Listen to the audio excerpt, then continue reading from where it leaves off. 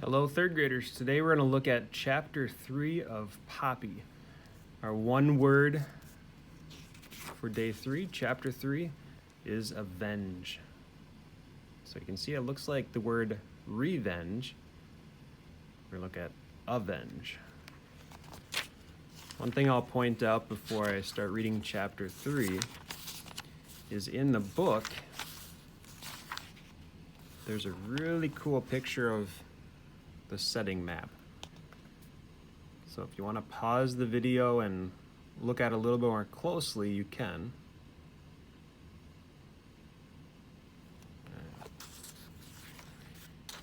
There's Mr. Ocax, Chapter 2.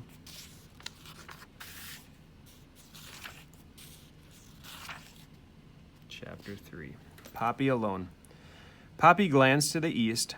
The horizon was streaked with layers of pink and red. Did that make it night or day? Neither. It was impossible to guess. Then, if the owl was still awake, as he was at night, or asleep, as he was by day. Besides, the place in Dimwood Forest where Mr. Ocax slept, not the same as his watching post, was unknown. He kept it secret. As if she might discover it, Poppy gazed into the forest. As she could make out, all she could make out was a great mass of dark trees. No wonder it was called dim, she thought, and shuddered. Poppy considered the distance from the north side of Bannock Hill, where she was hiding, to the dwelling on the abandoned farm where she and her family lived. Gray House. It was about the length of 4 cornfields. Poppy decided she'd best race from one protected spot to the other in quick, low belly runs. She peeked out from beneath the bark again. There was a fallen branch up ahead, but it was leafless, so it would provide no cover. Beyond the branch, however, she spied a rock with a crevice just large enough to wedge into. Poppy decided to aim for that. Whiskers, stiffly alert, breathing deeply to catch the smallest whiff of danger, she kept out from under the protective piece of bark. She crept out. If only, she kept saying to herself, if only Mr. Ocax was not watching. But Mr. Ocax was watching. He was perched perfectly still on the dead branch of his tree, with very wide open eyes. Not for a moment had he ceased staring at Poppy's hiding place. If there was one thing the owl hated more than a creature who'd neglected to ask permission to move about the territory, it was a creature who escaped punishment for not asking. How could he keep the mice terrified if any one of them got away with that? No, this Poppy must not escape. Mr. Ocax belched, bringing up a pellet of ragweed's bones and fur, as well as the earring, which he was unable to digest. The pellet fell to the ground to lay among a large pile of other pellets. So an owl pellet is something that maybe we'll get to look through this school year. And you can buy owl pellets at Quarry Hill for a couple of dollars, and you can open it up and you can see the remains, the bones of little rodents. And I have some in the classroom we can look at. Intently, the owl moved his head from side to side, back and forth, adjusting his depth of vision. In time, he saw Poppy's pink nose poke out from her hiding place. Then he watched as she raced toward a rock. At last, the mouse on the move, Mr. Ocax clacked his beak with pleasure, spread his wings, and leaped into the air. Panting hard, but protected by the crevice, Poppy squirmed about and sniffed for hints of danger. She found none. Once she had caught her breath, she edged a bit out of her nook and studied the terrain, or the land. The nearest haven she could see was a bush whose partly exposed roots straddled a hole big enough for her to shelter in.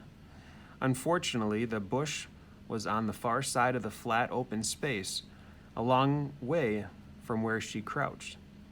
It was farther by far, than the length of the gray house attic, farther even than the water pump beyond the back door, farther, in fact, than Poppy had ever run without stopping to rest.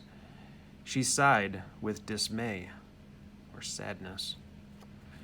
Then she looked again.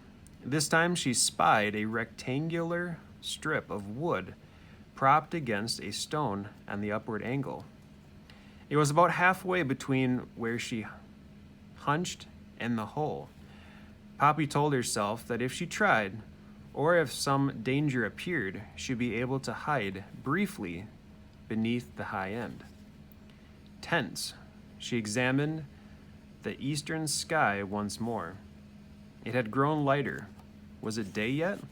Would Mr. Ocax be asleep now? The owl, cruising high to the west of Bannock Hill, moved his wings slowly, wanting to make the least possible disturbance on the air. These deer mice, he knew, could be very sensitive.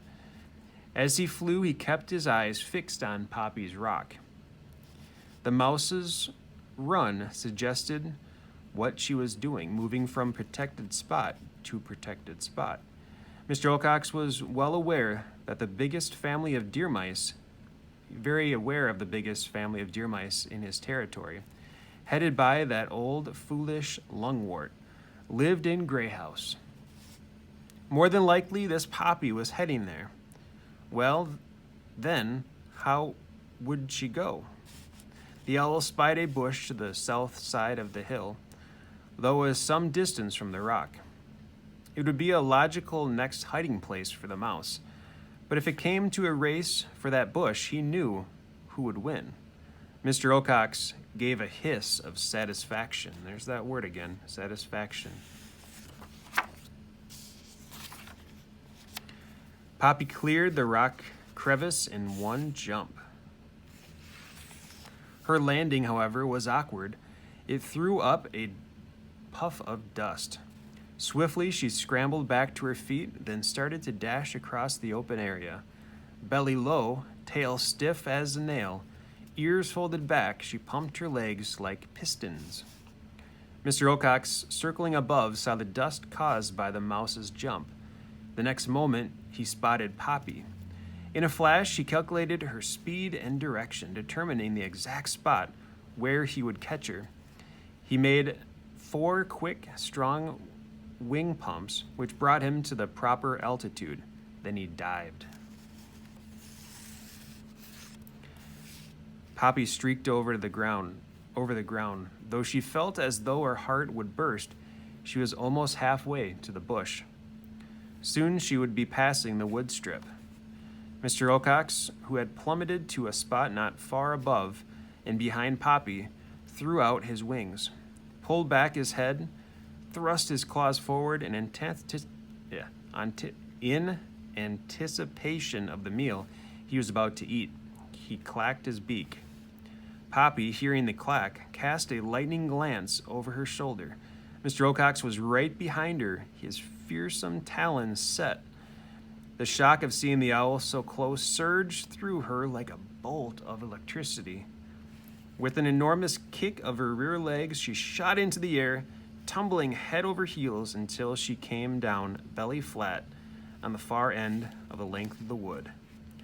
Poppy's leap caught Mr. Ocax by surprise. As he dived, Poppy took off. Sensing he would miss her, he adjusted. Up came his claws, down went his left wing, over went his tail. What Mr. Ocax achieved, however, was a careening swerve that brought him crashing beyond his target, onto the same strip of wood as Poppy, but on the opposite end. When Mr. Ocax landed, his weight catapulted his light as a feather mouse into the air in a great arc that dumped her with a splat right on the base of the bush. Frantic, she clawed forward and tumbled head over heels into the hole she'd been aiming for. Mr. Ocax swiveled his head first this way, then that, searching for his prey. She seemed to have vanished. Frustrated, he flapped into the air and circled low over Bannock Hill, but found no trace. Seething, the owl headed back to Dimwood. How dare this mouse, this Poppy, escape twice? Never before has a mouse done that. Mr. Ocax had half a mind to return to his watching tree and wait for the impudent creature to pop up. The next moment he decided against it. He was tired. Daylight had finally arrived. It was long past his sleeping time. Besides, he had eaten something. But Mr. Ocax sailed deep into Dimwood toward his secret lair. He vowed to avenge himself. He vowed to get revenge. If mice began to get notions that they could escape, there would be no end of trouble. Poppy lay in the hole beneath the bush, hurting from ears to tail. It took time for her breathing to become regular, longer still for her pulse to drop to normal. So pulse is your heartbeat. When she began to feel herself again, she tested her legs and toes to see if they worked. Everything seemed to be intact. Cautiously, she crawled to the top of the hole and stole a quick peek. Though she saw no sign of Mr. Ocax, she retreated hastily, still too agitated to do anything but hide. It was some time before Poppy took another look. Then she took a third. Though she didn't see the owl, she hesitated. Mr. Ocax, she knew, was capable of great patience. So is that the sun had risen quite high above the horizon before Poppy finally eased herself out of the hole. Following her plan of short runs and safe havens, she scampered at last down Bannock Hill to Grey House. According to Mice Family Stories, a human called Farmer Lamont had lived in the house. When he and his family left, it was said to be many, many winters ago. The house started to collapse. The white walls turned ashen, the roof's middle dropped lower than either end, windows fell out, doors fell in, the farmer's cast-off boots, old furniture, magazines crumbled. All in all, it was a perfect and safe home for Poppy's family. But as Poppy approached the house, she spied a small red flag hanging from one end of the roof. She stopped short. A red flag was her father's signal that the entire clan needed to gather for an emergency meeting. Poppy's first thought was, maybe it was the news of Ragweed's death. Maybe it had finally reached home. Then she realized how unlikely that was. Something else of grave importance must have occurred. That is the end of chapter 3. We'll start reading chapter 4, the emergency meeting, next week.